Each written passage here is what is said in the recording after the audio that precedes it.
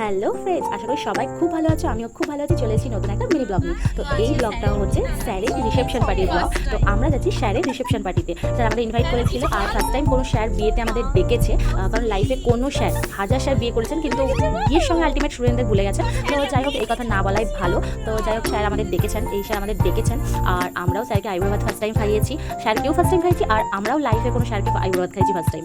আর first time কোনো স্যারের বিয়েতে যাচ্ছি, তো খুব এক্সাইটেড। আমরা পুরো রাস্তাটা খুব এনজয় করতে করতে গিয়েছি, কিন্তু সুমিতা একটু শরীরটা অসুস্থ হয়ে গেছিলো। অ্যাকচুয়ালি ও কিন্তু বেশি আনন্দ করেছিল স্যারের বিয়েতে যাবো, স্যারের বিয়েতে যাবো, বাট ও একটু অসুস্থ হয়ে গেছিলো।